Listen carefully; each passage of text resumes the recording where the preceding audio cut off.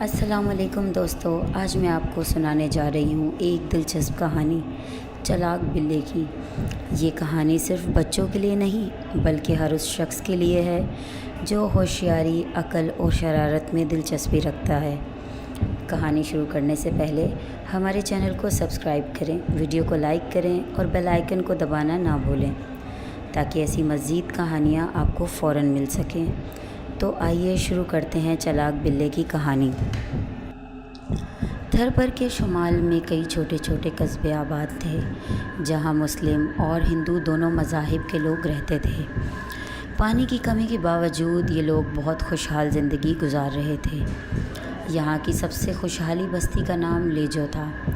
لیجو بستی میں دو دوست ایسے رہتے تھے جن کی دوستی کی لوگ مثال دیتے تھے۔ ان میں اعجاز مسلمان تھا اور کیلاش ہندو تھا۔ ایک روز دونوں دوست اونٹ گاڑی پر سوار ہو کر قریبی بستی میں اپنے دوست سے ملنے گئے۔ بستی پہنچ کر دیکھا تو ہر طرف ویرانی کا عالم تھا۔ وہاں زندگی کے آثار بہت کم نظر آئے۔ دونوں بہت حیران تھے کہ آخر بستی والے کہاں گئے۔ دونوں واپسی کا ارادہ کر رہے تھے کہ انہیں وہاں ایک بوڑھا شخص نظر آیا۔ دونوں اس کے پاس گئے اور بستی کا ایسا حال ہونے کی وجہ دریافت کی۔ بوڑھے شخص نے کہا، مجھے اپنی اونٹ گاڑی پہ بٹھاؤ اور یہاں سے چلو۔ میں راستے میں تمہیں سب بتاؤں گا کہ بستی والوں پر کیا بیتی۔ دونوں دوست حیران ہو کر ایک دوسرے کی طرف دیکھنے لگے۔ تبھی بوڑھے نے کہا، دیر نہ کرو، یہاں خطرہ ہے، چلو یہاں سے جلدی چلو۔ اعجاز اور کیلاش نے بوڑھے کو سہارا دے کر اونٹ گاڑی میں بٹھایا اور واپس لیجو بستی کی طرف روانہ ہو گئے۔ تب بوڑھے نے کہنا شروع کیا، ہم سب بڑی خوشحال زندگی گزار رہے تھے کہ اچانک بستی کا ایک آدمی غائب ہو گیا۔ بہت ڈھونڈا مگر وہ نہ ملا۔ دوسرے دن ایک اور آدمی غائب ہو گیا۔ بس پھر کیا تھا، روز کوئی نہ کوئی بستی سے غائب ہو جاتا۔ لاکھ کوشش کی، کچھ نہ پتہ چلا کہ آخر لوگ کہاں غائب ہو جاتے ہیں۔ پوری بستی میں ایک میں ہی باقی بچا تھا۔ تم نہ آتے تو آج میں بھی غائب ہو جاتا۔ یہ تو بڑی عجیب بات ہے، آخر لوگ کہاں غائب ہو جاتے ہیں؟ کہیں کوئی بلا ہو، نوجوان کو کھا جاتی ہو؟ اعجاز نے دکھی آواز میں کیلاش کی طرف دیکھتے ہوئے کہا۔ بوڑھے نے کوئی جواب نہ دیا اور پھر باقی تمام کا راستہ تینوں نے خاموشی سے طے کیا۔ لیجو بستی میں واپس آئے ہوئے ان تینوں کو 3 دن گزر چکے تھے۔ جس رات یہ لوگ واپس آئے، صبح بستی کے 2 لوگ غائب تھے۔ تمام بستی والوں کو خبر ہو چکی تھی کہ پڑوس کی بستی والوں پر کیا بیتی تھی، لہٰذا ہر شخص خوف زدہ اور سہما ہوا تھا۔ بستی کے بزرگ مشورے کر رہے تھے کہ کس طرح پتہ لگایا جائے کہ یہ کیسی آفت ہے اور اس سے بچنے کا کیا طریقہ ہو سکتا ہے۔ وہ اس بوڑھے شخص سے مشورہ کرتے جو اعجاز اور کیلاش کے ساتھ ان کی بستی میں آیا تھا۔ دوسری جانب 2 دن سے دونوں دوست سارا وقت ایک ساتھ گزار رہے تھے۔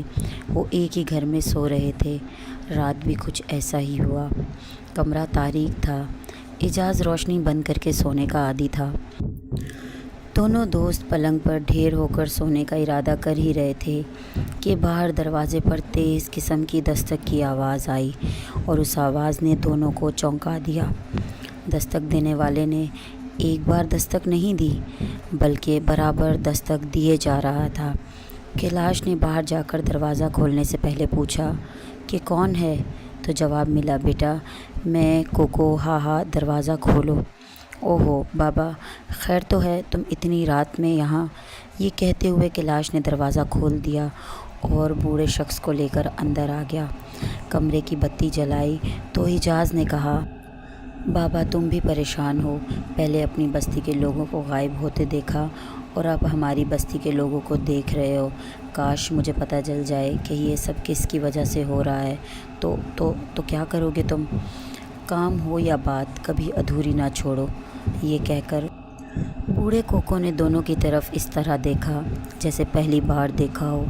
اس کی آنکھوں میں ایسی درندگی تھی کہ دونوں لڑکوں کے چہروں پر پسینے کی بوندیں پھوٹ آئی تھیں۔ ابھی وہ کوئی جواب بھی نہ دے پائے تھے کہ یک بیک کمرے میں گویا قیامت ہی آ گئی تھی۔ بوڑھے کوکو کی حالت تبدیل ہو رہی تھی۔ دیکھتے ہی دیکھتے اس کے سارے جسم پر سیاہ لمبے بال نکل آئے، اس کے دانت چمکیلے نوکدار ہو چکے تھے۔ تب وہ بھیانک ہنسی ہنستے ہوئے بولا، شکریہ میرے دوستو کہ تم مجھے یہاں لے آئے تھے۔ اس بستی میں تو میں سب کو کھا گیا تھا، صبح سے بھوکا تھا کہ تم دونوں نظر آ گئے۔ تمہیں اس لیے نہیں کھایا کہ چلو ایک نئی بستی مل گئی۔ یہاں کا پانی بڑا ہاضم ہے، اس لیے میں ایک انسان کی بجائے 2 انسان کھانے لگا ہوں، اور اپنا شکار کھانے سے پہلے میں اس کو یہ ضرور بتاتا ہوں کہ لوگ غائب جو ہو جاتے ہیں اس کی کیا وجہ ہے۔ کوکو کے چہرے پر مکروہ مسکراہٹ نمودار ہوئی اور وہ بولا، میں انسان کی ہڈیاں تک چبا ڈالتا ہوں، تبھی تو کوئی نشان نہیں ملتا کہ انسان کہاں گیا، اس کے ساتھ کیا ہوا۔ چلو آج تم دونوں کی باری ہے۔ یہ کہہ کر وہ دونوں کی جانب آگے بڑھا۔ تبھی پلنگ کے قریب ایک پانی کی بوتل اجاز نے اٹھا کر کوکو پر پھینک دی۔ بوتل کا ڈھکن نہیں تھا، لہٰذا بوتل کا سارا پانی بوڑھے کوکو پر گرا اور دیکھتے ہی دیکھتے کوکو پتھر کا بت بن گیا۔ میں نے اسے مار دیا، اجاز نے بامشکل یہ جملہ ادا کیا اور کیلاش کے گلے لگ گیا۔ دونوں دوست ڈگمگاتے قدموں سے کمرے کے باہر آئے۔ راہداری میں خود کو تقریباً گھسیٹتے ہوئے باہر دروازے تک آئے۔ صحن سے دروازے تک کچھ ہی قدموں کا فاصلہ تھا، لیکن انہیں یہ فاصلہ میلوں دور نظر آ رہا تھا۔ دروازہ کھول کر دونوں باہر آئے اور چیخنے لگے۔ ان کی چیخ و پکار سن کر سبھی بستی والے جمع ہو گئے۔ دونوں دوستوں کی آنکھیں بند ہو رہی تھیں، وہ بے ہوشی کو خود پر حاوی ہونے سے روک نہ سکے تھے۔ جب ہوش آیا تو خود کو چارپائیوں پر لیٹا پایا۔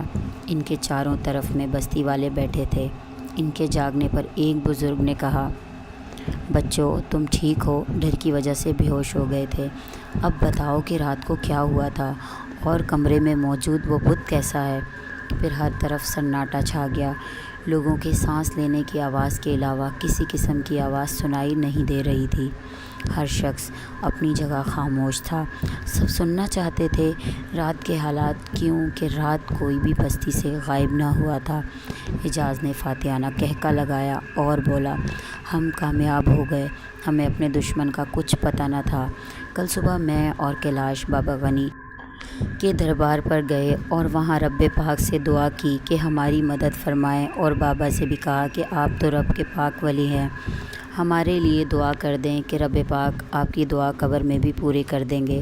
تب اچانک ہمیں درگاہ پر موجود کنویں کا خیال آیا اور میں نے کنویں سے ایک بوتل میں پانی بھر لیا۔ رات جب ہم سونے کی تیاری کر رہے تھے تب کوکو بابا ہمارے کمرے میں آیا تھا۔ وہ انسان نہیں بلکہ بلا تھا۔ جب اس نے اپنا اصل روپ اختیار کیا تب میں نے وہ کراماتی پانی اس پر پھینک دیا اور وہ بت بن گیا۔ ساری بات جاننے کے بعد گاؤں والے اپنے رب کے حضور سجدے میں گر گئے۔ کیلاش نے بلند آواز میں اعلان کیا کہ وہ کفر کی زندگی پر لعنت بھیج کر مسلمان ہو رہا ہے۔ کیلاش کے اعلان کے بعد بستی کے تمام ہندوؤں نے بھی اسلام قبول کرنے کا اعلان کیا۔ سب بابا غنی کے دربار گئے اور وہاں علاقے کے مولوی صاحب کے ہاتھوں اسلام قبول کیا۔ ساتھ میں سب نے بابا غنی کا بھی شکریہ ادا کیا، جن کی دعا سے رب پاک نے بستی والوں کو بلا سے چھٹکارا دیا۔ کوکو بلا کا بت آج بھی لجو بستی میں بابا غنی کے دربار کے صحن میں عبرت کے نشان کے طور پر رکھا ہوا ہے۔ اگر آپ کو ہماری کہانی پسند آئی ہو تو لائک کریں اور کمنٹ سیکشن میں اپنی رائے دیں، اور چینل کو سبسکرائب کرنا نہ بھولیں تاکہ آپ ہمارے ساتھ ایسی ہی خوفناک کہانیوں کے لیے جڑے رہیں۔ ملتے ہیں اگلی کہانی میں، تب تک کے لیے اللہ حافظ۔